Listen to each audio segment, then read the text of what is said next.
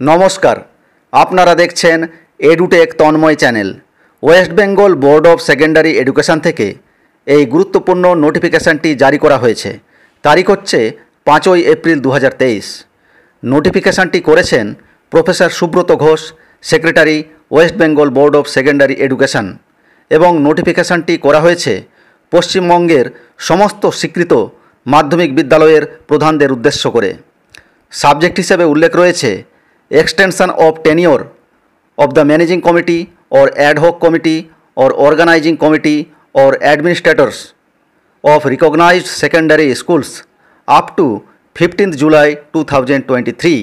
দেখুন কি বলা হচ্ছে। এটা বোর্ডের নজরে এসেছে যে অনেক সংখ্যক স্কুল তাদের নিজ নিজ ম্যানেজিং কমিটির জন্য এপ্রিল এবং মে মাসে নির্বাচনী প্রোগ্রাম জমা দিয়েছে। যাই হোক, আসন্ন পঞ্চায়েত নির্বাচন 2023-এর কারণে যার সময়সূচি আশা করা হচ্ছে শীঘ্রই ঘোষণা করা হবে। এর ফলে নির্বাচনের পূর্বে বিধিনিষেধের ফলে ম্যানেজিং কমিটি বা অর্গানাইজিং কমিটি বা অ্যাডহক কমিটির গঠন করা সম্ভব হবে না। একইভাবে এই সময়ের মধ্যে শেষ হওয়া ডিডিও বা অ্যাডমিনিস্ট্রেটরের মেয়াদ উল্লিখিত বিধিনিষেধের জন্য বাড়ানো যাবে না।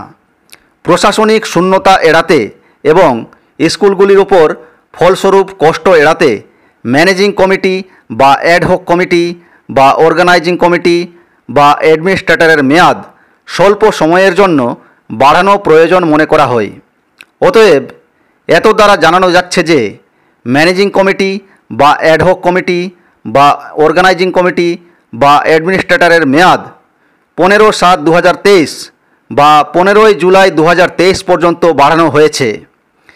এই বিজ্ঞপ্তিটির জারির দিন থেকে 1 জুন 2023 পর্যন্ত ম্যানেজিং কমিটির পুনর্গঠনের জন্য বিদ্যালয়ে কোনো নির্বাচনী অনুষ্ঠান পরিচালনা করা যাবে না। 2 জুন 2023 থেকে 15ই জুলাই 2023-এর মধ্যে স্কুলগুলির ম্যানেজিং কমিটি বা অর্গানাইজিং কমিটি বা অ্যাডহক কমিটির পুনর্গঠন করার জন্য ব্যবস্থা গ্রহণ করা হবে।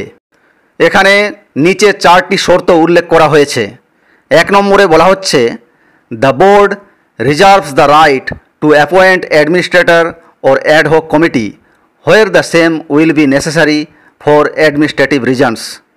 2 নম্বরে বলা হচ্ছে, this circular is not applicable in respect of schools where contrary order from the honourable court prevails. 3 নম্বরে বলা হচ্ছে, in case of any doubt or dispute in the matter of holding election for constitution ও reconstitution of managing committee at any stage the matter shall be referred to the board. 4 নম্বরে বলা হচ্ছে, if the schools fail to hold election as applicable between 2nd June 2023 to 15th July 2023 as per adopted election program without bona fide reasons, such schools will not get the benefit of this circular। অর্থাৎ 1 নম্বরে বলা হয়েছে board administrator বা ad hoc কমিটির নিয়োগের অধিকার রক্ষা করে। 2 নম্বরে বলা হয়েছে এই সার্কুলার এমন বিদ্যালয়ের ক্ষেত্রে প্রযোজ্য নয় যেখানে মাননীয় আদালতের বিরোধী আদেশ বিদ্যমান।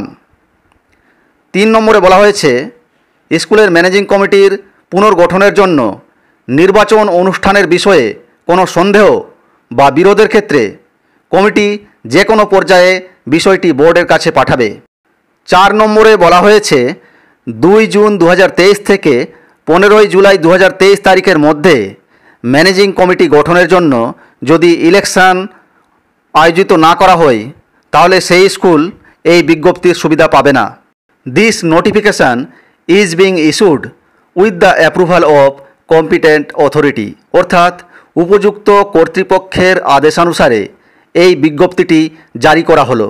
এই ছিল স্কুলের ম্যানেজিং কমিটির মেয়াদ বৃদ্ধি এবং পুনর্গঠন সংক্রান্ত একটি গুরুত্বপূর্ণ নোটিফিকেশান যা আপনাদের সাথে শেয়ার করলাম।